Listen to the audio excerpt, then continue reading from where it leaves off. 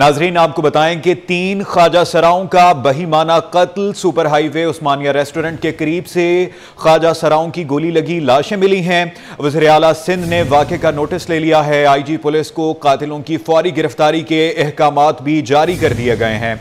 Update करें कि 3 ख्वाजा सराओं का बहीमाना कत्ल हुआ है। सुपर हाईवे उस्मानिया रेस्टोरेंट के करीब से ख्वाजा सराओं की गोली लगी लाशें मिली हैं। वज़ीर आला सिंध ने इस वाक़े पर नोटिस भी ले लिया है। 3 ख्वाजा सराओं का बहीमाना कत्ल हुआ है और इस हवाले से बात करेंगे अपने नुमाइंदे आजिज जमाली से। जी आजिज, बताइएगा क्या तफसीलात हैं? जी हाँ, देखें, वज़ीर आला सिंध सैयद मुराद अली शाह ने मेमन गोट के करीब 3 ख्वाजा सराओं के कत्ल का नोटिस दिया है। वज़ीर आला सिंध ने IG सिंध को कातिलों की फौरी गिरफ्तारी के अहकामात भी जारी कर दिए हैं। नाजरीन, बुलेटिन में आगे बढ़ते हुए आपको बताएं कि कराची प्रेस क्लब के बाहर सिंध के म्यूजिक टीचर्स का एहतजाज 7वें रोज में दाखिल। मुजाहिरीन का कल वज़ीर आला हाउस के बाहर एहतजाज करने का ऐलान। मुजाहिरीन का कहना है कि सिंध भर के फनकार, शायर, सियासी कारकुन कल हमारे साथ होंगे। बात करेंगे शुएब मुख्तार से, जो कि हमारे साथ मौजूद हैं। जी शुएब, बताइएगा। जी बिल्कुल, कराची प्रेस क्लब के बाहर सिंध के म्यूजिक टीचर्स का एहतजाज जो है आज 7वें रोज भी जारी है, जबकि जो सिंध म्यूजिक टीचर्स के एसोसिएशन के रहनुमा हैं वो कहते हैं कल वज़ीर आला हाउस के बाहर भी वो एहतजाज करेंगे। सिंध भर के फनकार, अदबी, शायर, सियासी कारकुन कल जो है वो होने वाले एहतजाज में शिरकत करेंगे। ऑल सिंध म्यूजिक टीचर्स की जानिब से ये एहतजाज जो है वो 1 हफ्ते से जारी है। उनके ऑल सिंध म्यूजिक टीचर्स के रहनुमा कामरान चांडियों का कहना है कि महकमा तालीम ने उन्हें जो है वो भर्ती किया है, लेकिन ज्वाइनिंग ऑर्डर्स जो है अब तक नहीं दिए। सिंध भर के 319 म्यूजिक टीचर्स जो है वो इस वक्त सरापा एहतजाज हैं, जबकि कल दोपहर 2 बजे उनकी जानिब से कहा गया है तो वो कराची प्रेस क्लब के बाहर जो है बड़ी तादाद में जमा होंगे, जबकि मुख्तलिफ शोबाहाए जिंदगी से ताल्लुक रखने वाले सियासी, अदबी, शायर और फनकार जो है वो कराची प्रेस क्लब के बाहर एहतजाज में उनके शरीक होंगे। बाद में वो वज़ीर आला हाउस की जानिब जाएंगे और वहाँ पर जो है वो धरना देंगे। जी, तो वहाँ जाकर धरना देंगे। शुएब मुख्तार, तफसीलन अपडेट करने के लिए आपका बहुत शुक्रिया। पाकिस्तान और भारत का टाकरा, जोश भी, जज्बा भी और उम्मीदें भी। लेजेंड अदाकार मुस्तफ़ा कुरैशी ने कौमी टीम के लिए नेक ख्वाहिशात का इजहार कर दिया। क्रिकेट के 3 अहम सुतूनों बैटिंग, बॉलिंग और फील्डिंग के साथ हाजिर दिमागी को भी सबसे अहम करार दे दिया। साइम अयूब की कारकर्दगी पर सवाल उठाए और शाहीन आफरीदी से उम्मीदें जोड़ लीं। आइए सुनते हैं मुस्तफ़ा कुरैशी ने क्या कहा। आसान नहीं समझना चाहिए भारतीय टीम को। हम लोग तो कहते हैं कि हम जीतेंगे, हम जीतेंगे, हम जीतेंगे। ठीक है, ख्वाहिश तो है हमारी बीगे पाकिस्तानी कि अल्लाह करे हम जीते, लेकिन इसके लिए मेहनत चाहिए। इसके लिए मैं अभी बात कर रहा था कि क्रिकेट में 3 चीज़ें बहुत लाजमी होती हैं, बैटिंग, बॉलिंग और फील्डिंग, लेकिन एक चौथी चीज़ भी होती है, वो होती है जहन। आप अपना जहन इस्तेमाल करें। जब बैटिंग के लिए होता है क्रीज पर, तो उसको समझना चाहिए कि ये बॉलर जो बॉलिंग करवा रहा है ये किस तरह, किस अंदाज से, कहाँ बाउंस करवा रहा है बॉल को, और उस मुताबिक शॉट मारे। हमारे बैटर्स, मैंने देखा साइम अयूब को 3 मैचेस में 0 में किया। इस तरह जो पहले वाले जो टॉप के हमारे आज के बैटर्स हैं वो 3-4 पहले ही चले गए। ये तो अल्लाह भला करे शाहीन शाह अफरीदी का, जो कि मैच विनिंग वो क्रिकेटर है। तो बस यही है कि मेहनत करेंगे, जो अच्छा खेलेगा वो ही जीतेगा।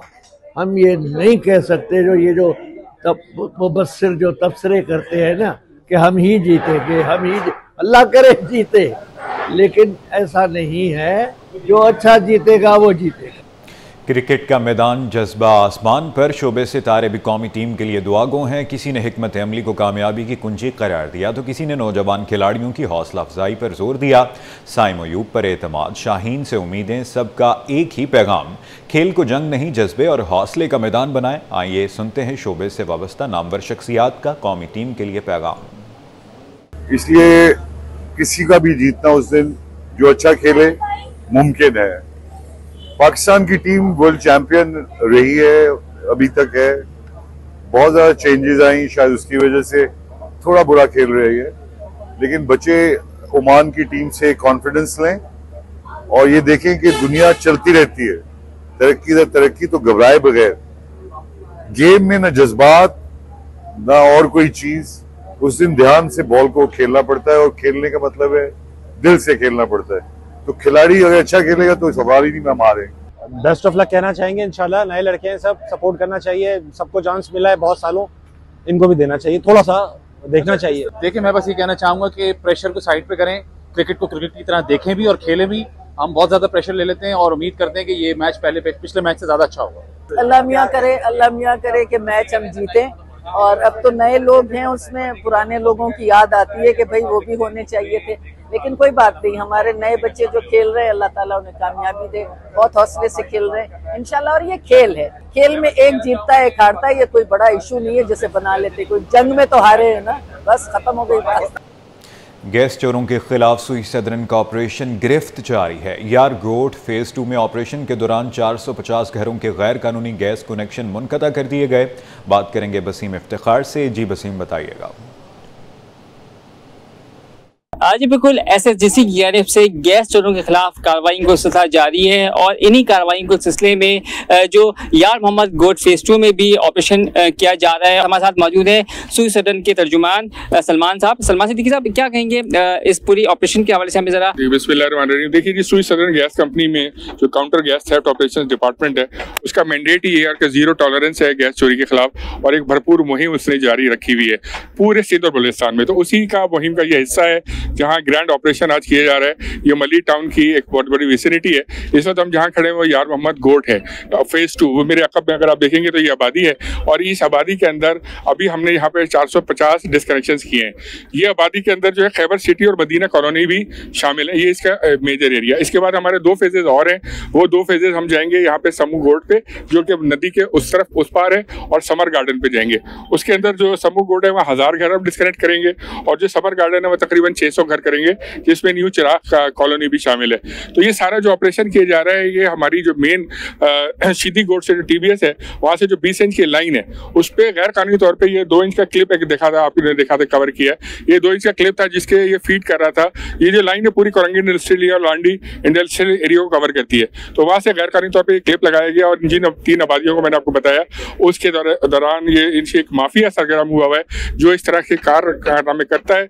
इदारे को, मुल्क को नुकसान पहुंचाया जाता है और जो यहाँ के मकीन होते हैं उनको जाहिर बात है उनका भी हक मारा जाता है कि उनकी गैस चोरी करके जो नॉन रजिस्टर्ड कस्टमर, जो कस्टमर ही नहीं है, उन तक जाती है। इनका कहना है कि जो ऑपरेशन हो रहा है उस ऑपरेशन में जो चोरी में इस्तेमाल होने वाला सामान है उसको भी जो है वो जब्त किया जा रहा है। जी, कराची में 2 रोज़ा फर्नीचर नुमाइश जारी। एक्सपो सेंटर में जारी इवेंट में 50 से ज़ायद कंपनियों की शिरकत। फर्नीचर, हैंडीक्राफ्ट्स और होम डेकोरेशन रियायती नरखों पर दस्तयाब। शहरियों की डिस्काउंट ऑफर्स पर मिली जुली राय है। बात करेंगे काविश मेमन से। जी काविश। जी बिल्कुल, देखिए कराची के एक्सपो सेंटर में रंगारंग फर्नीचर नुमाइश का आज आखिरी दिन है।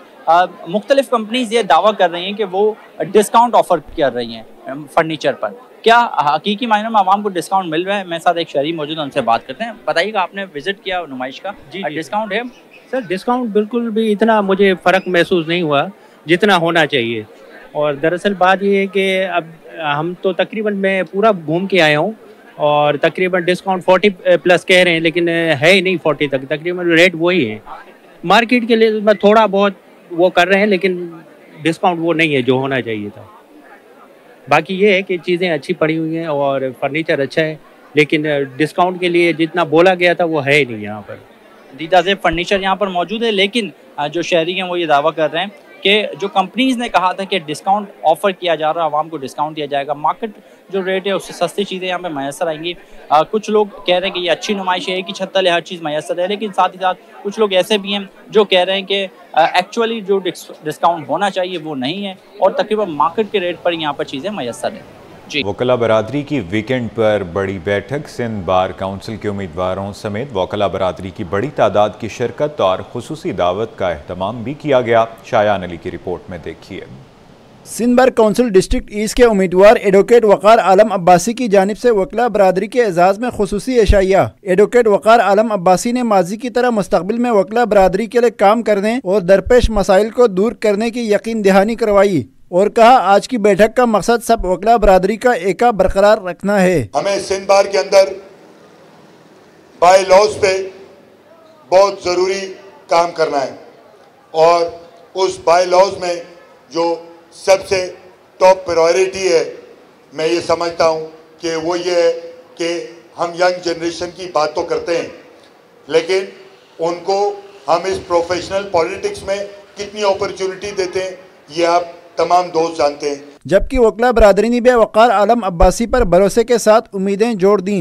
एक बात आपके सामने रखूंगा कि वकार बहादुर है, वकार दिलेर है, वकार सच्चा है, वकार हक के साथ खड़ा होने वाला है। कि मैंने हमेशा वकार को एक आलम की तरह, एक इख्तियार की तरह, एक वकार की तरह, एक तमकनत की तरह जरूर कहूँगा कि वकार भाई हर तरफ मौजूद होने वाले और वकीलों के मसाइल को समझते हैं। वकला बरादरी के एजाज में खुसूसी एशाइया में बड़ी तादाद में वकला ने शिरकत की। कैमरामैन जानशेर बलोच के साथ शयान अली, सिटी 21।